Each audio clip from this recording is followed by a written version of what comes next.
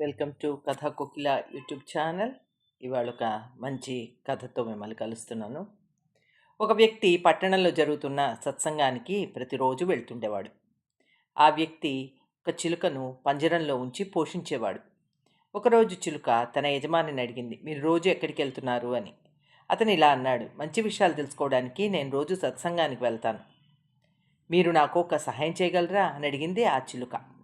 నేను ఎప్పుడు స్వేచ్ఛ పొందగలను అని మీ గురువుగారిని అడిగి చెప్పండి అని అడిగింది.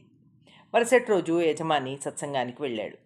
సత్సంగం ముగిసిన వెంటనే అతను గురువు దగ్గరికి వెళ్ళి, మహారాజ్, మా ఇంట్లో ఒక చిలుక ఉంది. అది స్వేచ్ఛ ఎప్పుడు పొందగలదో మిమ్మల్ని అడిగి తెలుసుకోమని ప్రాధేయపడింది అన్నాడు. అది విన్న వెంటనే గురువుగారు అపస్మారక స్థితిలోకి వెళ్ళిపోయారు. అది చూసిన చిలుక యజమాని భయపడి నిశ్శబ్దంగా అక్కడి నుంచి వెళ్ళిపోయాడు. అతని ఇంటికి చేరుకున్నాడు.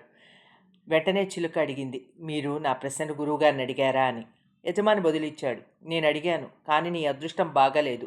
నేను నీ ప్రశ్న అడిగిన వెంటనే గురువుగారు అపస్మారక స్థితిలోకి వెళ్ళిపోయారు అని. సరే సరే, నేను అర్థం చేసుకున్నాను అన్నది ఆ చిలుక. మరుసటి రోజు సత్సంగానికి వెళ్తూ యజమాని పంజరంలో ఉన్న చిలుక అపస్మారక స్థితిలో ఉండడాన్ని చూశాడు.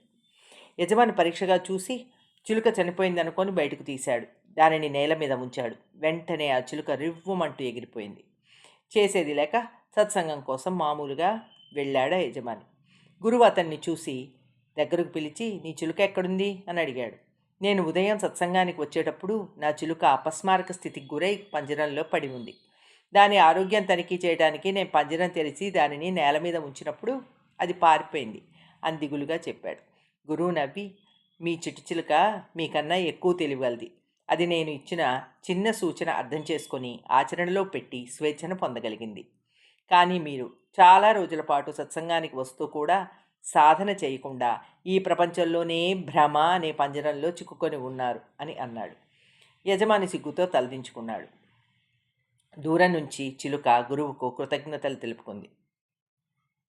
ఈ కథలో నీతి ఏంటంటే, సత్సంగం యొక్క ఉద్దేశం కేవలం భక్తి కోసం కాదు, కాలక్షేపం కోసం కానే కాదు. అజ్ఞానం నుండి, అంధకారం నుండి, భ్రమ నుండి మనం బయటపడి స్వేచ్ఛగా విముక్తులమై దైవాన్ని చేరువ కావటం కోసం అని గ్రహించారు.